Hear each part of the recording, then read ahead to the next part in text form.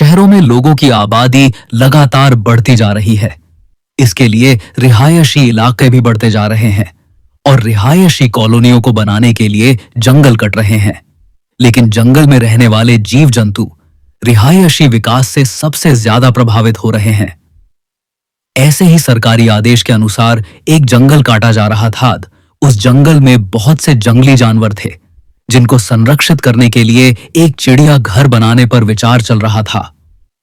ठीक तभी प्रशासनिक निर्णय से एक बहुत पुराने खंडहर को चिड़ियाघर में बदल दिया जाता है और कटे हुए जंगलों से जितने भी जानवर पकड़े गए हैं उन्हें इसी चिड़ियाघर में लाकर रख दिया जाता है।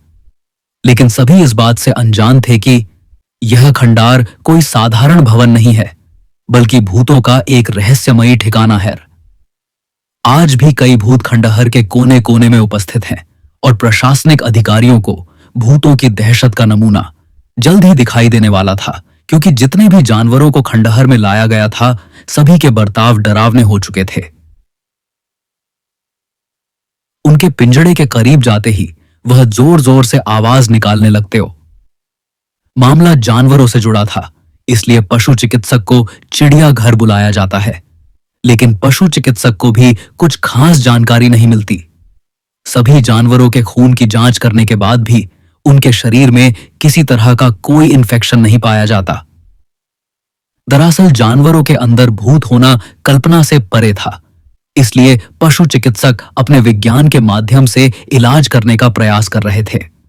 बहुत जल्द चिड़ियाघर दर्शकों के लिए खोला जाना था, लेकिन जानवरों का ऐसा हाल देखकर आम जनता के लिए चिड़ियाघर खोलने के फैसले पर रोक लगा दी जाती है। शासन की मुश्किलें बढ़ती जा रही थी और जानवरों की हालत बद से बदतर होती जा रही थी।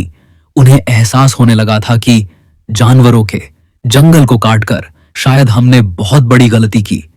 चिड़ियाघर के अंदर भालू, हाथी, शेर, सांप और कई तरह के पक्षी रह रहे थे। एक रात सभी जानवर भूतिया प्रभाव से उग्र हो जाते हैं और खंडहर की दीवारों को धक्का मार मार के गिरा देते हैं।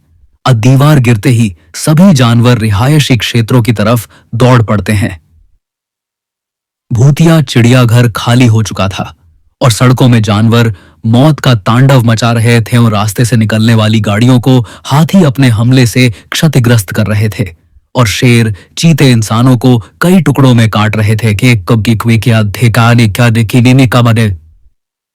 शहर की सड़कों पर खून की नदियां बहने लगी और प्रशासन हाथ में हाथ धरे बैठा था। किसी को कुछ समझ में नहीं आ रहा था कि इतने सारे जानवरों को कैसे काबू में किया जाए।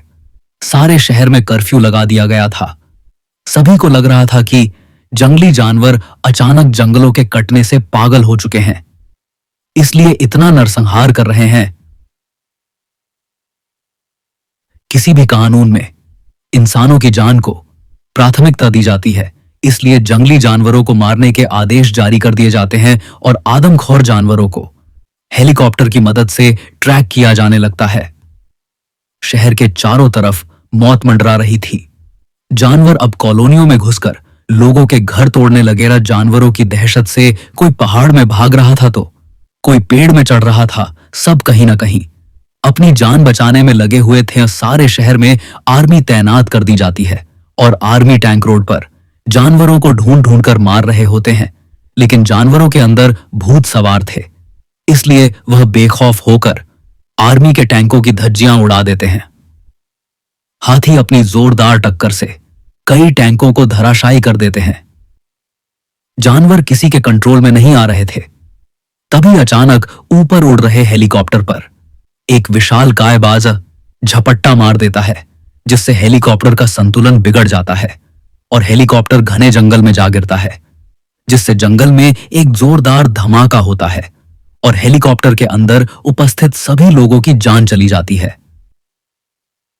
भूतिया जानवरों ने आतंक मचा दिया था, लेकिन इसके लिए जिम्मेदार हम लोग थे, जिन्होंने उनके जंगलों को अपने फायदे के लिए कटने दिया और जंगली जानवरों को मजबूरी में उस भूतिया चिड़ियाघर में आकर रहना पड़ा।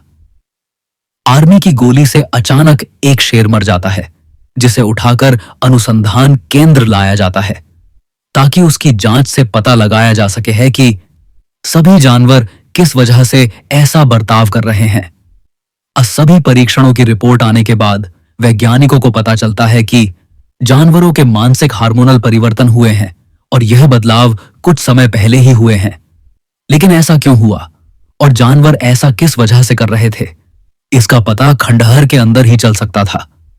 वैज्ञानिकों को खंडहर में कुछ संदेह उत्पन्न होता है, इसलिए वह जांच करने के लिए अपने यंत्रों के साथ उसी भूतिया चिड़ियाघर पहुंच जाते हैं और सारे खंडहर के कोने कोने की फ्रीक्वेंसी की जांच करते हैं। तब उन्हें अपने डिवाइस पर आत्माओं के होने के संकेत दिखाई देते हैं। वैज्ञानिकों को पता चल जाता है कि सभी जानवरों के शरीर को भूत प्रेतों ने कब्जा कर लिया है और अब भूत ही शहर में आतंक मचा रहे हैं।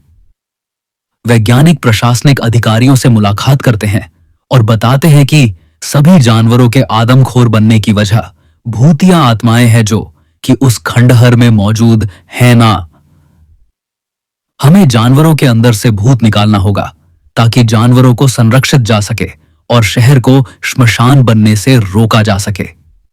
जानवरों को पकड़ने के लिए स्पेशल कमांडो की एक टीम बनाई जाती है जिन्हें कुछ खास हथियार दिए जाते हैं।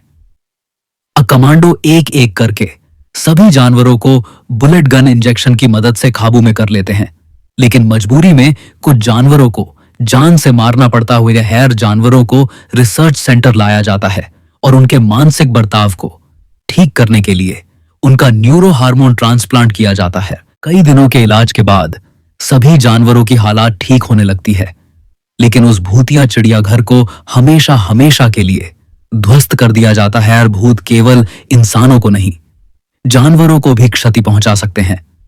यह बात वैज्ञानिकों को समझ में आ चुकी थी और जानवरों के आतंक के खत्म होने के साथ